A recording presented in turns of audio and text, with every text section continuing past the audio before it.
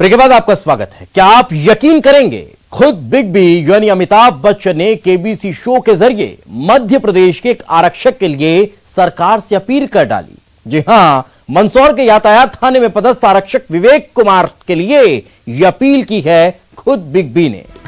दरअसल जब big B ने केबीसी में पहुंचे आरक्षक से परिवार के बारे में बात की तो पता चला कि विवेक कुमार जहां मंदसौर में पदस्थ है तो वहीं उनकी पत्नी ग्वालियर में आरक्षक है।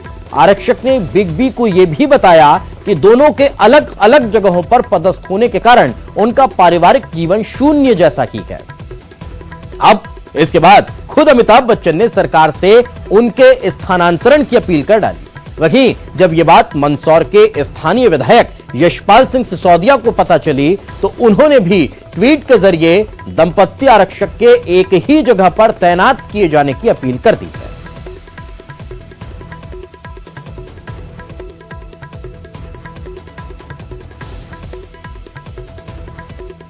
पर एक पहले वीडियो बनाया जाता है उसमें, तो बेसिकली उन्होंने उस चीज़ में देखा। मेनली क्या होता है कि वो अपनी सारी प्रोफाइल, उन्हें सारी जानकारी रहती है अपनी लाइफ के बारे में, मोटा माटी अनुमान रहता है, क्योंकि प्रोफाइल कॉल वगैरह वो ऐसा रहते हैं, घंटे घंटे भर उनसे बातें रहती हैं, सारी चीज़ें अपने बारे में बतानी होती है उन्हें, तो वो सारी चीज़ें लगभग जान लेते हैं अपने बारे में। तो उन्हें पता था कि हस्बैंड वाइफ दोनों एक दूसरे से दूर रह रहे हैं, तो मेनली उन्होंने जो वीडियो बनाया उसका थीम यही रखा कि हस्बैंड वाइफ में दोनों सर्विस में हैं, दोनों एक दूसरे से दूर हैं। तो वो वीडियो वहाँ पे फिल्माया जाता, दिखाया जाता अपन जब हॉट सीट पे पहुँचते हैं, तो उसमें दिखता है कि दोनों एक दूसरे से दूर हैं, प्रॉब्लम रहती है, इशू रहते हैं। तो उसके बाद में वो बात उठ जाती है, फिर बोलते हैं, वो अमिताभ बच्चन जी से चर्चा होती है इस बात पे, तो आगे बढ़ती है बात। तो मैं बोलता हूँ कि सर वैसे बेसिकली हो जाता है डिपार्टमेंट में, एक ही डिपार्टमेंट में हस्बैंड वाइफ का एक ही जगह, पर कुछ इशूज़ की वजह से नहीं हो पा रहा है। तो उसके बाद वो बोलते हैं कि ठीक है यार, देखिए ना जो करने वाले हैं, छोटी मोटी बात ही तो ट्रांसफर कर दीजिएगा, दोनों एक जगह हो जाएंगे, ऐसा रहा था। तो अब आपको बता दें कि मंदसौर के यातायात थाने में पदस्थ आरक्षक विवेक परमार की पत्नी प्रीति ग्वालियर के इंदरगंज थाने में आरक्षक के पद पर तैनात है। उन्होंने बताया कि 3 साल पहले उनकी शादी हुई थी, लेकिन दोनों की पदस्थापना अलग अलग जगहों पर होने के चलते उनका पारिवारिक जीवन ना के बराबर ही है। प्रीति कहती है कि हमारी जिंदगी नौकरी के अलावा थम सी गई है।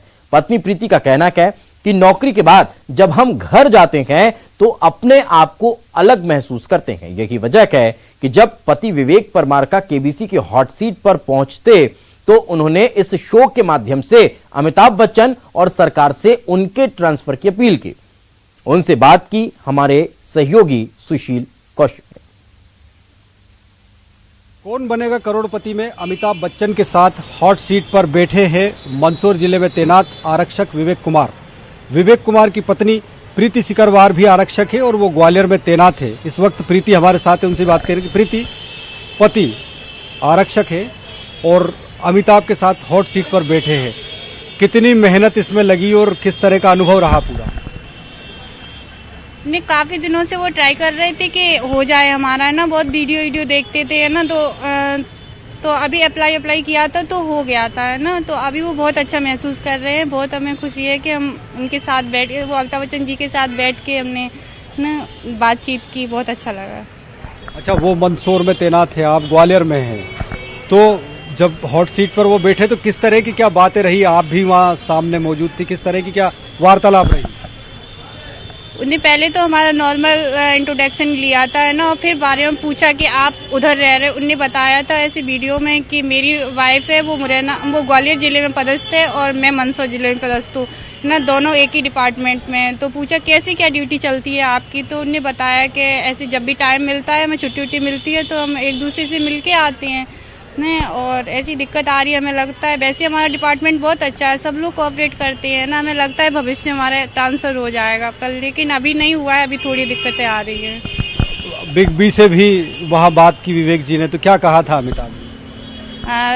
अमिताभ बच्चन जी ने बोला था कि जो भी लोग देख रहे हैं इस शो को, है ना, प्लीज इनका ट्रांसफर करवा दीजिए ना, बस यही, दोनों को मिलवा दीजिए।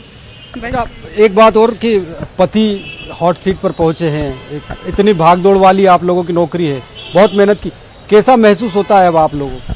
बहुत अच्छा लग रहा है, बहुत अच्छा महसूस हो रहा है हमें, है ना, क्योंकि इतनी ज़्यादा मेहनत करके फिर हम उधर पहुँचे, है ना, हमें बहुत अच्छा लगता है। अच्छा, डिपार्टमेंट के लोग भी आपकी तारीफ कर रहे हैं, ट्रांसफर को लेकर भी अब बातें सामने आने लगी है। हाँ, सब लोग बहुत सपोर्ट कर रहे हैं, जिनको पता है ना, साथ के ना जो डिपार्टमेंट में मेरे साथी वगैरह, वो सब लोग बहुत ज़्यादा खुश हैं, मेरी फैमिली वगैरह सब लोग बहुत खुश हैं।